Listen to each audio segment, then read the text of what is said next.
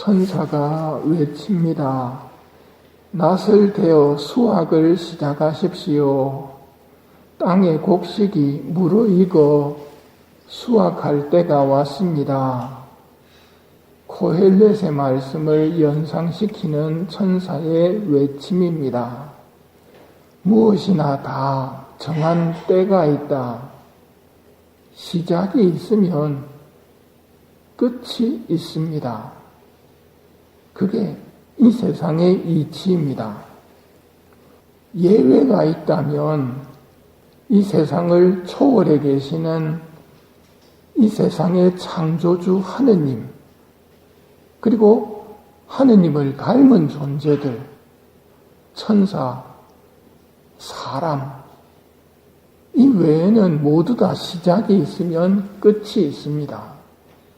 하느님은 어떤 분일까요? 영원히 변하지 않으시는 하느님을 바라보아라. 그분께는 시작도 없고 끝도 없다. 시작도 없고 끝도 없으신 분이 하느님이고, 그 하느님의 모상을 닮은 우리 인간들과 천사는 끝이 없습니다. 성모님께서 죄인들의 회개를 위해 기도하라고 하시는데, 죄인 한 사람이 사라질 이 세상, 온 우주보다 더 귀합니다. 영원하다는 것은 그만큼의 가치가 있습니다. 몇만 년, 몇백만 년이 지나면 없어진다. 그건 영원 앞에서 아무것도 아닙니다. 한 영혼을 구하는 가치는 그만큼 귀한 겁니다. 하느님을 닮은 존재는 개나 고양이하고 비교할 때가 아닙니다. 하느님, 그분 홀로 거룩함 그 자체이시며 가장 선한 존재이시다. 그분은 티 없이 맑고 완전한 아름다움 그 자체이시다.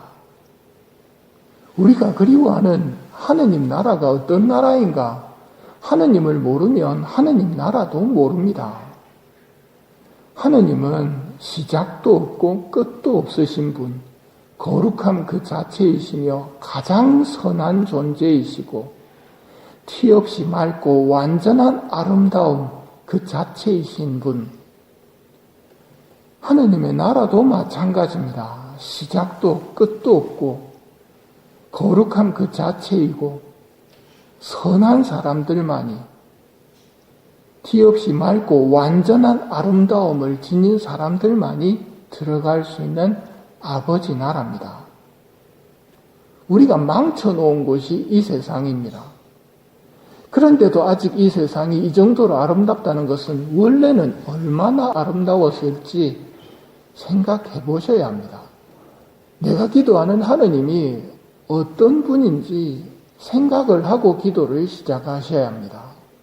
시작도 끝도 없으신 분, 거룩함 그 자체이시고 가장 선한 존재이시고 티 없이 맑고 완전한 아름다움, 그분이 하느님입니다. 하늘 아래서 벌어지는 무슨 일이나 다 때가 있다. 날 때가 있으면 죽을 때가 있고 심을 때가 있으면 뽑을 때가 있다. 이 말씀은 사라질 이 세상에서는 꼭 들어맞는 말씀입니다. 이 굴레에서 벗어날 수 있는 것은 영원한 세상이 시작된 다음입니다. 끝이 없는 세상, 복된 희망을 품고 기다리는 하느님의 나라. 그 나라에서는 때가 있다는 말이 더 이상 통하지가 않습니다. 시작도 끝도 없기 때문입니다. 심을 때가 있고 뽑을 때가 있는 것처럼 수확의 때가 있습니다. 오늘 천사가 외칩니다. 수확할 때가 되었다고. 수확을 시작하십시오. 마태복음 13장은 말합니다. 주인님, 밭에 좋은 씨를 뿌리지 않았습니까? 그런데 가라지는 어디서 생겼습니까? 원수가 그렇게 하였구나. 저희가 가서 그것들을 거두어 낼까요? 아니다. 너희가 가라지들을 거두어 내다가 밀까지 함께 뽑을지도 모른다. 수확 때까지 둘 다 함께 자라도록 내버려 두어라. 수확할 때까지 둘 다 함께 자라도록 내버려 두어라. 그래서 밀과 가라지가 뒤섞여 사는 이 세상에 우리가 살고 있는 겁니다. 하느님이 만드신 세상이 왜 이렇게 살기가 힘든가? 우리 죄 탓이고 원수가 뿌린 가라지 때문입니다. 하느님께 탓을 돌릴 게 아닌데 이 교활한 마귀는 무슨 일이나 하느님 탓으로 돌리려고 하는데 속아 넘어가지 말아야 합니다. 이게 영원히 간다면 문제겠지만 수확할 때까지입니다. 수확 때 내가 일꾼들에게 먼저 가라지를 거두어서 단으로 묶어 태워버리고 밀은 내 곡간으로 모아들이라고 하겠다. 밀은 하느님의 나라에 들어가게 되는 것입니다. 복음에서는 예루살렘 성전이 아름다운 돌과 자원 예물로 꾸며졌다고 이야기하자 돌 하나도 다른 돌 위에 남아있지 않고 다 허물어질 때가 올 것이다 말씀하십니다. 이 세상의 성전도 영원하지는 않습니다. 하늘나라의 참된 성전, 시작도 끝도 없는 그 성전이 진짜 성전이고요.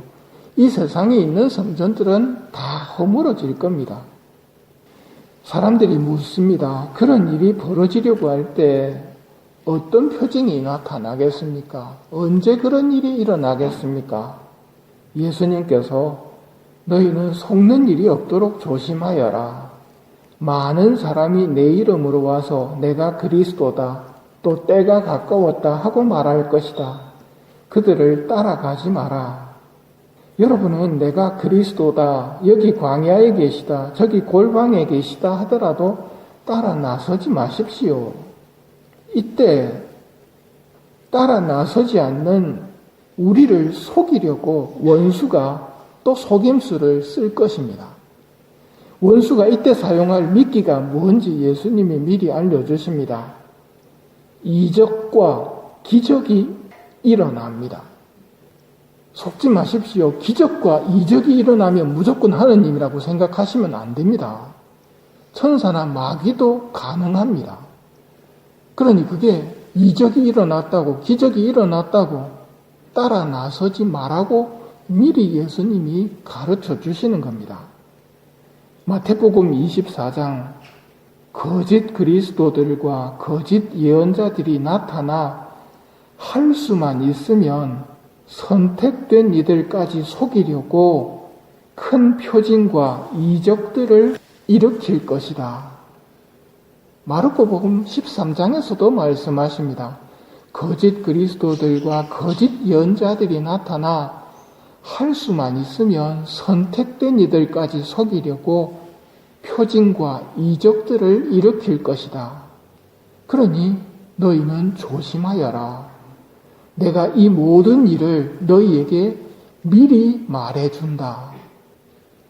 악마와 그 졸도들이 이렇게 하는 이유는 여러분 한 사람 한 사람이 매우 소중한 존재이기 때문입니다. 영원한 존재이고 하느님을 닮은 존재이기 때문에 악마와 그 졸도들이 영혼들을 멸망시키려고 갖은 속임수를 다 사용하는 겁니다.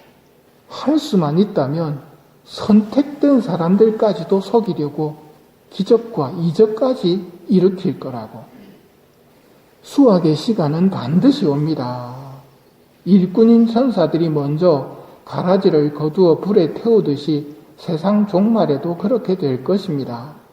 사람의 아들이 자기 천사들을 보낼 터인데 그들은 그의 나라에서 남을 죄짓게 하는 모든 자들과 불의를 저지르는 자들을 거두어 불구덩이에 던져버릴 것이다.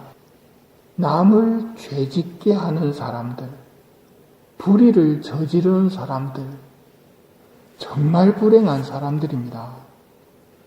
불구덩이에 던져지게 된 다음 그들은 거기에서 울며 이를 갈 것이다. 언제까지 불구덩이에서 이를 갈까요? 사람은 영원합니다.